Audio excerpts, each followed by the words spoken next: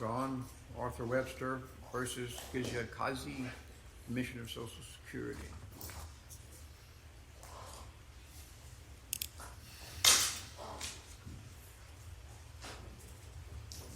Thank you, Your Honor.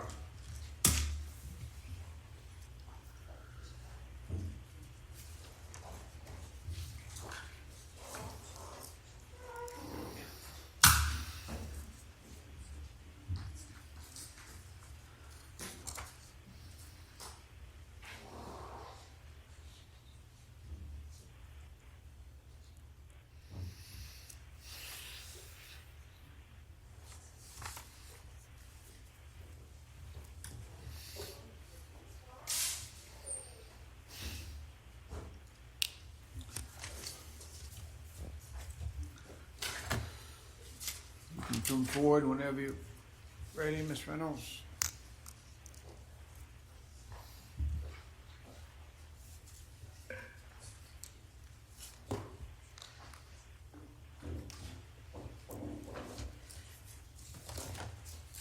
Good morning, and may it please the court. My name is Leanna Reynolds, and I'm the attorney and representative for Arthur Webster, the appellant in this present case.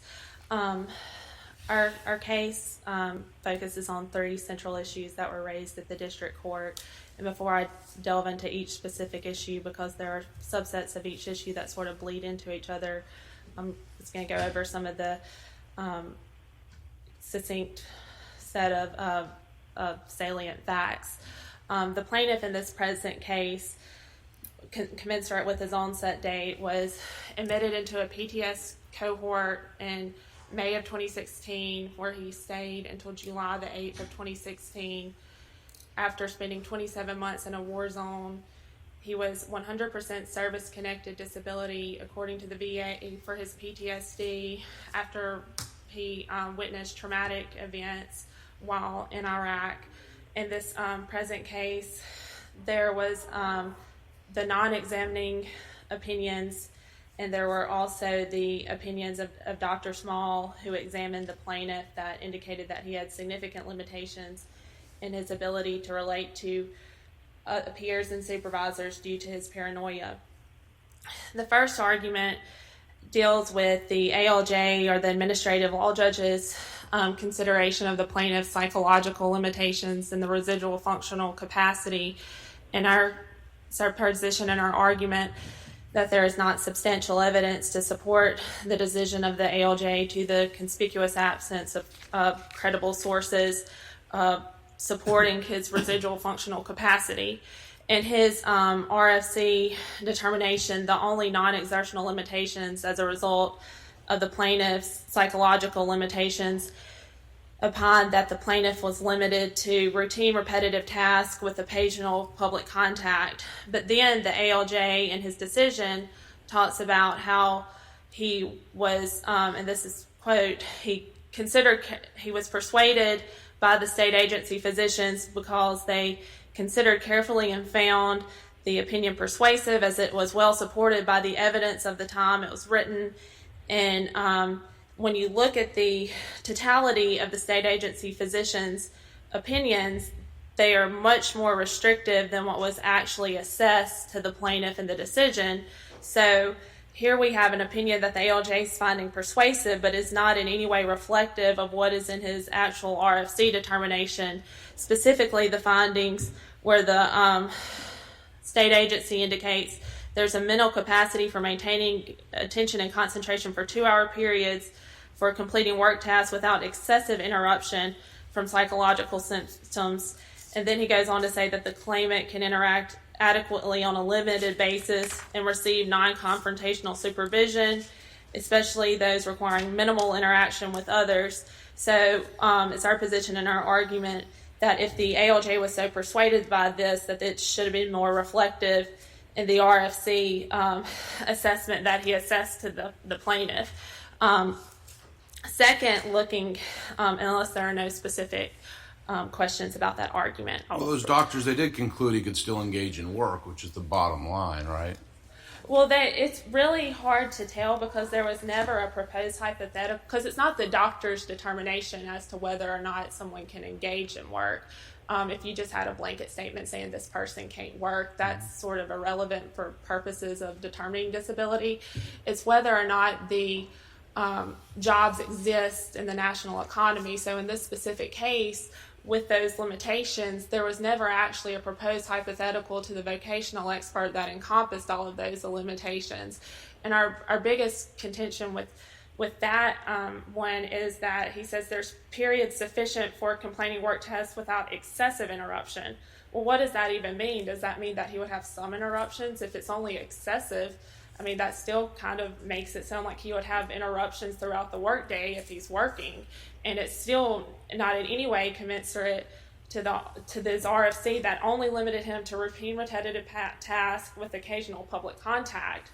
And the vocational expert was never posed with this RFC that the state agency assessed to the plaintiff, and then the ALJ said he was persuaded by it. So apparently there's a conflict within that. So looking at the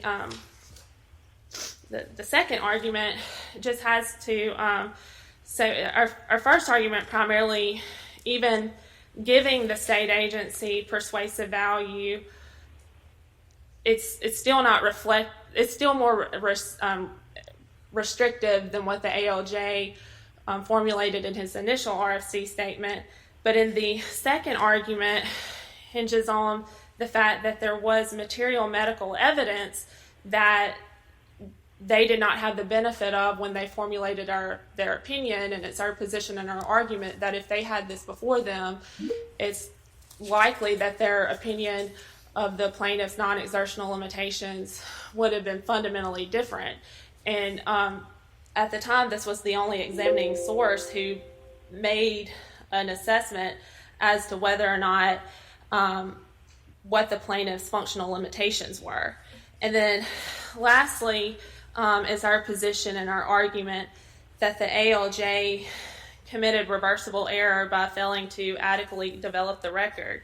And there are regulations with respect to when consultative examinations are needed. They may be required in situations where there's evidence needed that is not contained in the available medical records. And there's, it's a discretionary standard, but it's limited to where the evidence that could have been produced would have altered the result. And in our case, it's our position and our argument that this is a prime example of a time when there was a need for the ALJ to fully develop the record and order the consultative examination. For one thing, there are conflicting facts within the decision of the ALJ and also the actual medical evidence.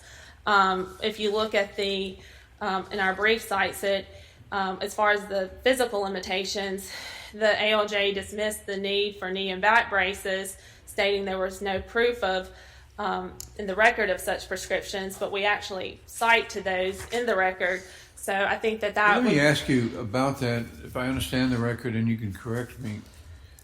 The record shows that there was a knee brace, but the record does not show that the knee brace was prescribed, as opposed to your client acquiring one because he thought he needed it. Do you have a response to that? I just have the citations where they document his need for knee braces, night splints on his feet, and power steps, and it's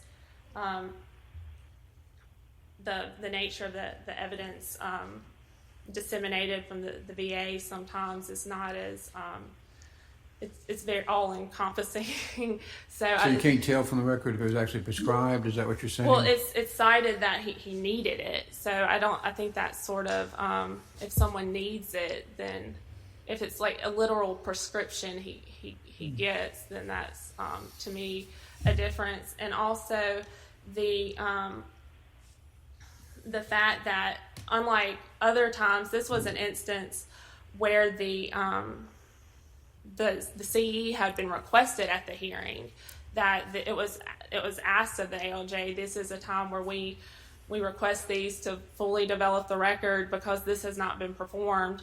And then there's also just the ALJ's determination with respect to the plaintiff's psychological limitations. In addition to his consideration of the physical limitations, there's also discussion of his mental health limitations and the fact that this plaintiff did almost well over a month in inpatient treatment that was not considered in his decision. We feel like are conflicting facts that should have been resolved with the benefit of a consultative exam. What do you think? Counsel, could you? I'm sorry. Counsel, could you? So on number 2, you said that there was material medical evidence that they did not have. That's evidence that already existed, right? No, Your That Honor. it just wasn't. Oh. That's the same thing that you want the consultative exam. I'm trying to figure out what are the distinctions between number 2 and number 3 of your argument. Well, the consultative examinations, there are instances where a plaintiff could go on his own and get one, and then there are times when the government can order one. And in this specific instance, that was not one that was ordered by the government, and it's frequently done in administrative hearings when there's fact-finding proceedings. And in this case, the ALJ dismissed that opinion and found the state agency's opinion persuasive when it's not really consistent with what is in the RFC.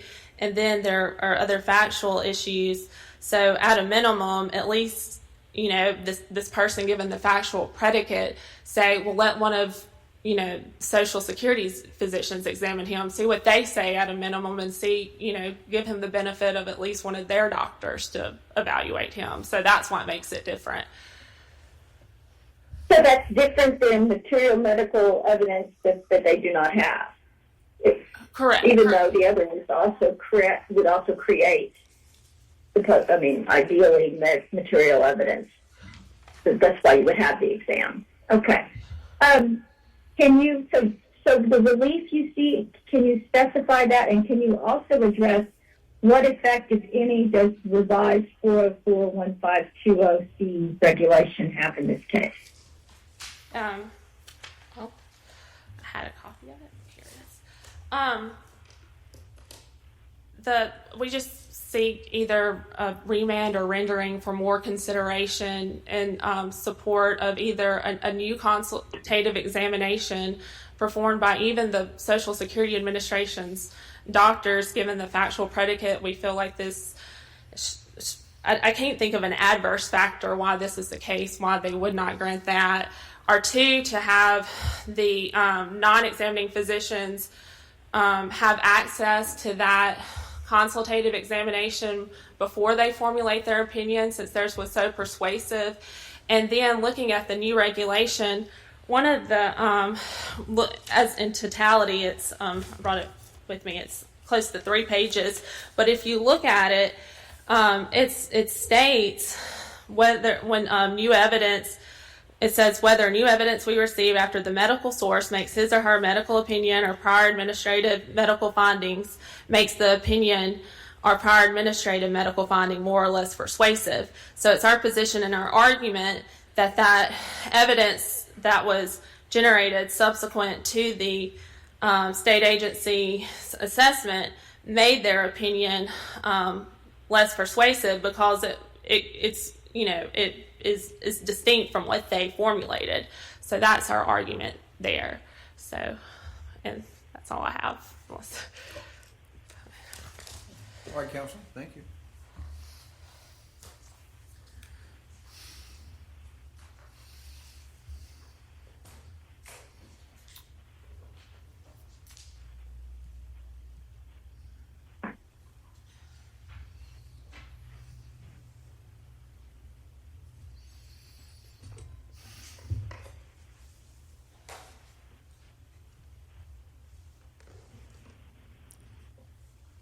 Good morning. May it please the court. I'm Stuart Davis. I'm an assistant U.S. attorney based in Oxford, Mississippi. I brought along Sam Wright, a colleague of mine who's also helped with this case.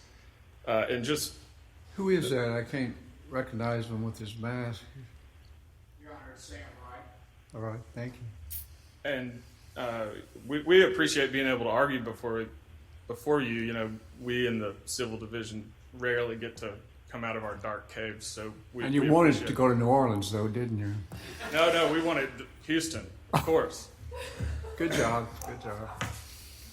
And just as by way of background, our district may be unique, certainly in the Fifth Circuit, perhaps even in the country, in that all of these Social Security appeals are resolved by oral argument at the district court level, usually in front of a magistrate judge by consent.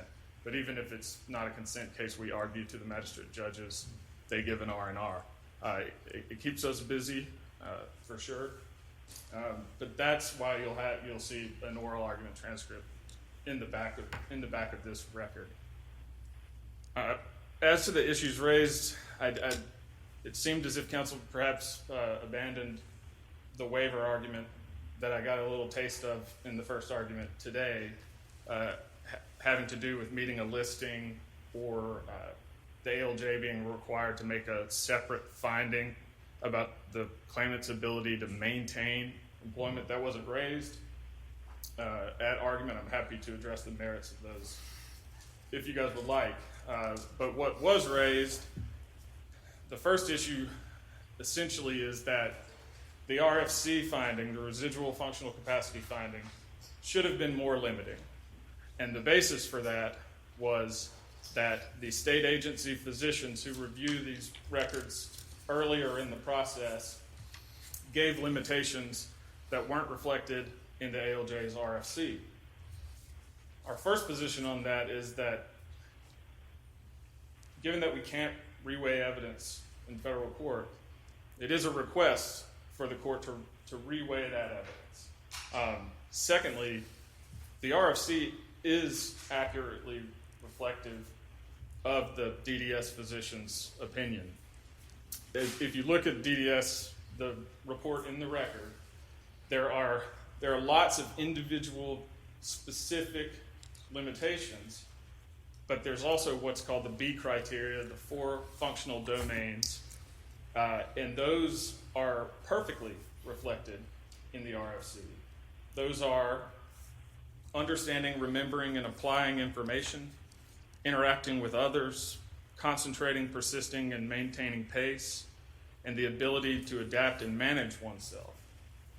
2 of those were found to be moderate. The claimant was found to be moderately impaired. Interacting with others, well, there's an interaction limitation in the RFC, and the ability to adapt, and manage oneself. And the ALJ explained every B criteria finding, and that is mirrored in the RFC. So,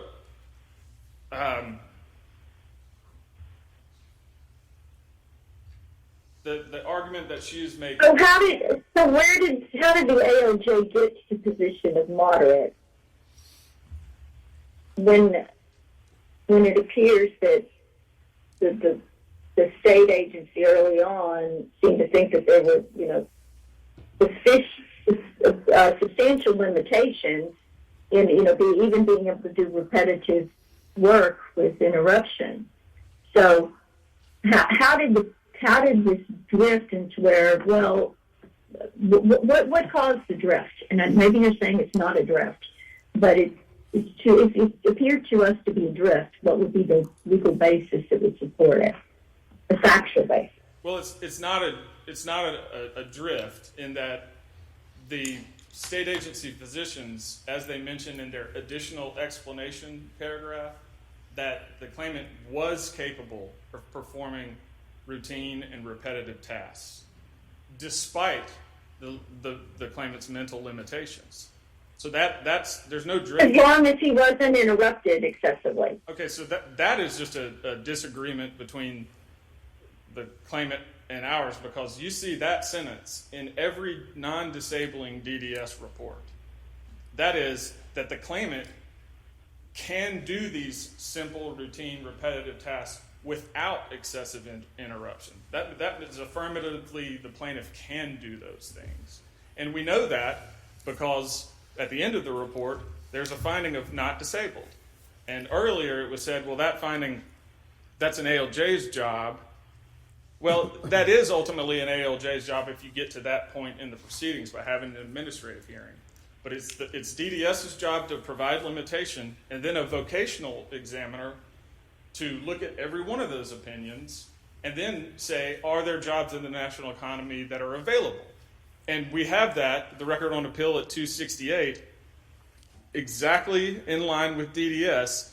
They did the vocational examiner checked off all the limitations and found jobs available that the claimant could perform. Counsel, you said that language about without excessive interruptions, et cetera, is in all. Is that some regulatory language or case law language that is now part of a form almost? I don't know that. But it's not in a regulation that says that's the standard, that you're not disabled so long as you can do whatever it is without excessive interruptions? I don't know that that's found in the regulations. Well, we know that the conclusion is that sentence is in that additional explanation paragraph, coupled with ultimately a finding that the claimant can perform particular kinds of jobs. And there was a reference earlier to the regulatory changes with respect to how medical opinions are evaluated now. I think that's a big part of this case. So far as I can tell, this court has addressed the regulation changes in a footnote in one case, Winston versus Berryhill, 755 Federal Appendix 395, and then it was mentioned, but it wasn't an issue in the case. It was mentioned but not analyzed in Barrett versus Berryhill, 906 Federal 3rd 340. So as far as I can tell, that hasn't been addressed in this court, and it's a significant change from the earlier regulations. The earlier regulations on medical opinion evidence were codified in 20 CFR 1527. They were changed to 20 CFR 1520C. Here's what's going on with that. For claims filed on or after March 27, 2017, which is what we have here, ALJs are going to implement a new way of analyzing medical evidence.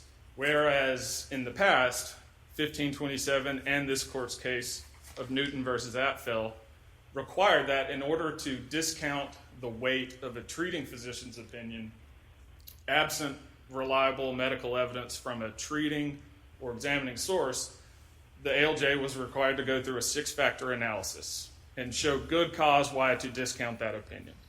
Well, we don't have that anymore. The regulations were changed to hopefully sort of catch up with the times in terms of the way healthcare is delivered in the country. For example, many people see nurse practitioners as their primary care provider. In the older regs, they were considered not acceptable medical sources. That's been changed. So now any medical source, examining, non-examining, treating, they're all analyzed the same way. And that is, the ALJ now assigns persuasive value to a medical source opinion. That's it. And the way an ALJ decides a medical source opinion is persuasive is it consistent with the remainder of the record, and is it supported by the remainder of the record? So they do that. There are other factors in the new 1520C, but the supportability and consistency are the two most important things that ALJs must address now. They don't have to address the remaining factors unless the ALJ thinks that two medical opinions essentially are tied, and he needs to break a tie. He can go through the remaining factors, length of the relationship, how many visits, those sorts of things.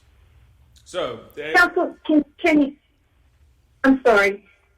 So other than bringing up to the times and recognizing the contributions of nurse practitioners, etc., does the new rule make it so that they could bring in an expert that's never seen the patient, and that person viewpoint by looking at the medical records would end up trumping a treater for 20 years, or a series of multiple treaters, and by someone who's never even seen the patient? Does that happen now? Is that the intent and how the rule works? No, that's certainly not the intent, is to have someone come in, opine completely different than years and years of medical records and medical opinions, because that opinion wouldn't be consistent with the record. The purpose of the rule change, and we cited in the Federal Register on page 12 of our brief, what was happening is that, one, the treating source rule required lots of steps of analysis. And so you can imagine this is a 500-page record, but you can imagine records that are thousands and thousands of pages that may have dozens of medical opinions, and the treating source rule would require going through the 6 factors for every one. The point is to widen the aperture of how we look at these, in that an ALJ can zoom back, see what the record shows, the longitudinal record shows, and then decide that he or she is persuaded by a medical opinion that's the most consistent. It's supposed to be a more holistic review of the record. And the Federal Register says, here's some reasons why we're changing. One, arguments are made, like we have already had this morning, that this opinion at the tail end of the timeline of the record is inherently should be given more weight or be found to be the most persuasive. But that isn't factually true in every instance.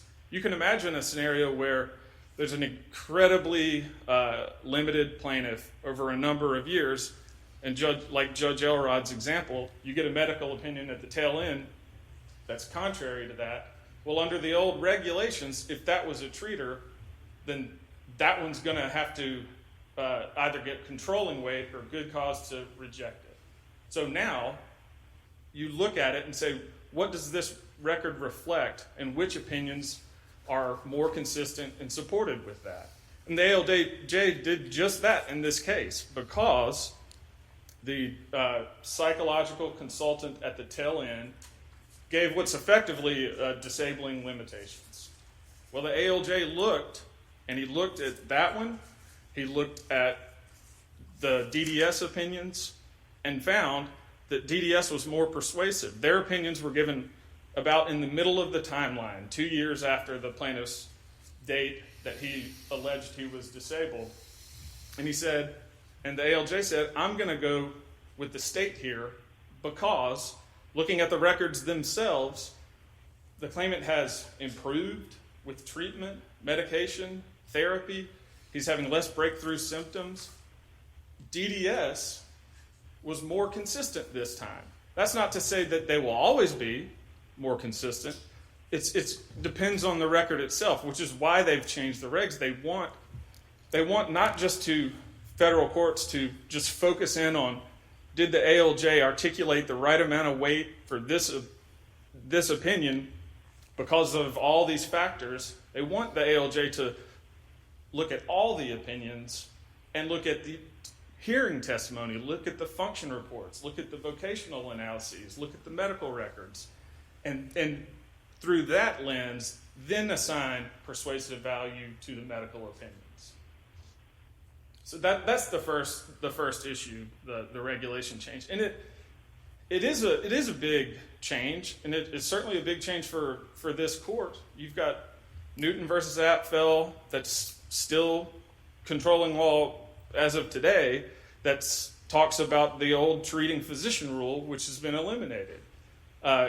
Judge Elrod, you were on a case, Nealon versus Berryhill, where the same type of finding about good cause and weight to medical opinions is still cited a lot. And so this was the first case that we argued where there was the regulation change, and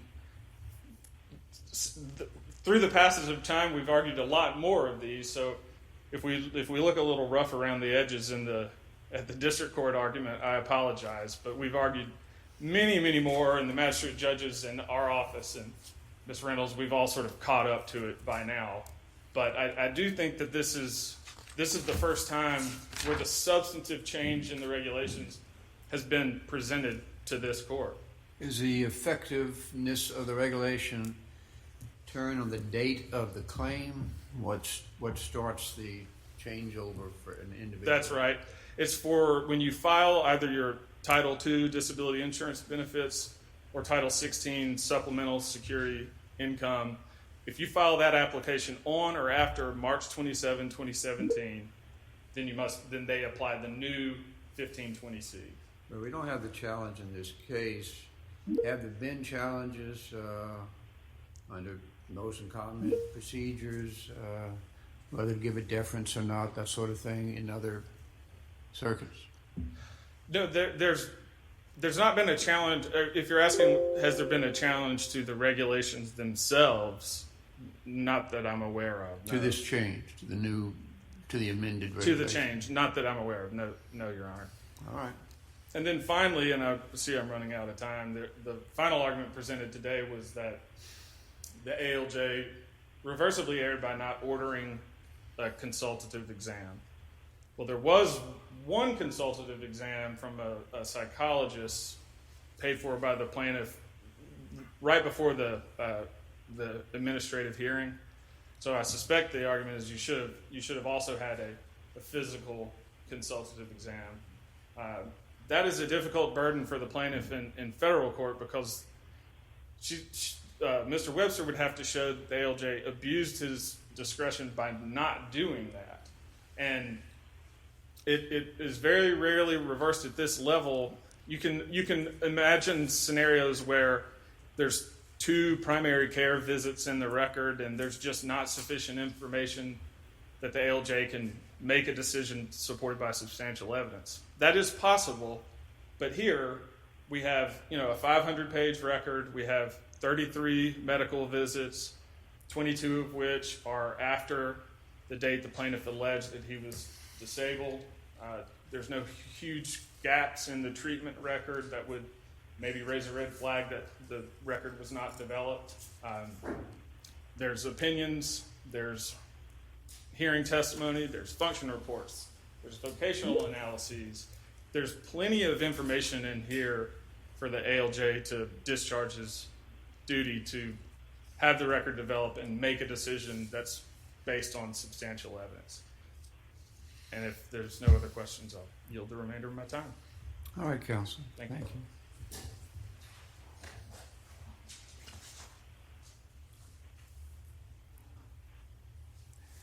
One point I'll make for Ms. Reynolds before your clock starts. There was a suggestion by your friend on the other side that you may have waived something by not arguing it. Your brief is fully before us. What you would waive, I guess, if you don't argue something in your brief, is you can't address it in rebuttal. You probably knew that, but I just wanted to clear the issue of waiver. Yes, so that's why we, in opening, I just kept it to the 3 initial briefs. Everything, all the arguments in your brief are before the court, and so nothing's been waived. Oh, well, okay. Well, with that case, keeping that in mind, we have those issues, but again, like I said, psychologically, they all bleed into one another, and it's just a blanket argument, ultimately, that there is no support for the ALJ's decision that the plaintiff, when you look at his RFC, just for the psychological limitations, all that is in there with this lengthy history of inpatient treatment, psychological problems, the PTSD rating, the examining physician, even the non-examining physicians. All he says is he is further limited to routine repetitive tasks with occasional public contact. So even with the new regulations, they're not absolved of having a decision that is supported by substantial evidence. It's still, it's a low bar, but it's still a bar. And the DDS is exceedingly more restrictive. Even without the benefit of material medical evidence, DDS did not have the state agency exam. And then the that's why we ordered the consultative examinations. I think that is a primary difference between this case and a lot of other cases with CEs, is that the counsel at the administrative hearing requested it, saying that it was necessary to develop the record. And a lot of times they're just not requested, and then they come up on appeal and they're asked, saying, well, they didn't order a CE, but this one was clearly expressly requested.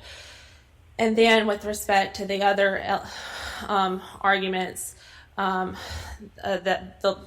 were raised in the brief, 1215 is a listing level argument, and while the ALJ did make a step 3 analysis with respect to the listings, he did not make an analysis with respect to the PTSD, which is the overarching reason why this claim was adjudicated to begin with. And then there are also those series of cases with respect to not only being able to maintain, looking at the RFC is employment. It's not just looking at that, but the whole picture of whether or not they can maintain and sustain it under that RFC. And it's her position and her argument that given specifically the fact that he had such a lengthy stay inpatient, that he would not have been able to maintain or sustain employment. So that's all I have. Ms. Reynolds, what do you say about the ALJ's reliance or conclusion that medication was working and that the VA records did show significant psychological improvement? Well, I think that was more of an argument in the commissioner's brief, but the ALJ talked about was how persuasive the state agency was. And at that time, and that goes into the first argument. I don't want to be overly redundant, but their argument is in no way reflective of the RFC that was ultimately determined. And I think the big issue with that, even under the new... Are you saying the ALJ didn't cite the VA records? Well, he cites them. He cites a lot of them. I don't...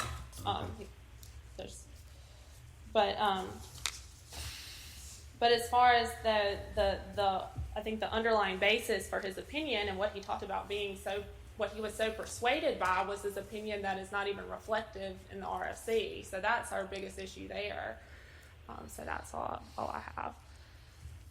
And for those reasons, we just request remand for the ALJ to either order a consultative examination, to have a non-examining physician review that subsequent consultative exam, or to have the ALJ propose a hypothetical that to the vocational expert, since he was so persuaded by that opinion, that is reflective of that opinion. So that those are the primary reasons we're requesting remand or reconsideration. All right, we have your argument. Oh, was she asking? I didn't quite hear it. She just disappeared. Well, I think we have your argument. Okay. All right. And we may have to pause before we have another one. Thank you. All right. Thanks to both.